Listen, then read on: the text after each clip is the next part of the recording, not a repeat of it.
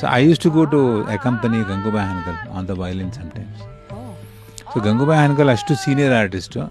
ನನಗೆ ಒಂದೊಂದು ಸತಿ ಅನಿಸ್ಬಿಡುತ್ತೆ ಯಾಕೆ ಅರೆ ಇಷ್ಟು ಏಜ್ ಆದಮೇಲೆ ಇವ್ರು ಏನು ಆಡ್ತಾರೆ, ನಾನೇನು ಬಾರಿಸಬಲ್ಲೆ, ಎಲ್ಲ ಬಾರಿಸ್ತೀನಿ ನಾನು, ಐ ಕ್ಯಾನ್ ಪ್ಲೇ ಎನಿಥಿಂಗ್. ಅವ್ರಿಗೆ ಗೊತ್ತಾಗ್ಬಿಡುತ್ತೆ, ಅವ್ರು ಅಷ್ಟು ಸೆನ್ಸಿಟಿವ್ ಇರ್ತಾರೆ, ಅವ್ರಿಗೆ ಅಷ್ಟು ಎಕ್ಸ್ಪೀರಿಯನ್ಸ್ ಇರುತ್ತೆ. ಹುಡುಗ ಏನೋ ಜೋರಾಗಿ ಗರಡಿಯಿಂದ ಬಂದಿದ್ದೀನಿ, ಎಲ್ಲ ರೆಡಿ ಇದ್ದೀನಿ ಬಾರ್ಸೋಕ್ಕೆ ಅಂತ ಇದ್ದಾನೆ ಅಂತ ಅವ್ರಿಗೆ ಫೀಲಿಂಗ್ ಬಂದ್ಬಿಡ್ತು. ಸಡನ್ಲಿ ಒಂದು 2 ಫ್ರೇಸ್ ಹಾಡಿದ್ರು ಅವರು. ಯಾವ ಥರ ಫ್ರೇಸ್ ಹಾಡಿದ್ರು ಅಂದರೆ ತಿಳಿಲೇ ಇಲ್ಲ ನನಗೆ ವಯಲಿನಲ್ಲಿ ಹೆಂಗೆ ಕೈ ಹಾಕೋದು ಇದಕ್ಕೆ ಅಂತ. ಸುಮ್ಮನೆ ಗಪ್ಚುಪ್ಪಾಗಿ ಕೂತ್ಕೊಂಡ್ಬಿಟ್ಟು ತಲೆನೇ ಓಡಲಿಲ್ಲ, ಹೆಂಗೆ ಬಾರಿಸ್ಲಿ ಅಂದ. ಮೆತ್ತಗೆ ನೋಡಿ ಸ್ಮೈಲ್ ಮಾಡಿದ್ರು, ಅಷ್ಟೇ ನೀನು ಯೋಗ್ಯತೆ ಅಂತ.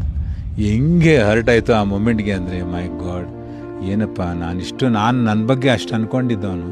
Suddenly I felt there is so much more to learn.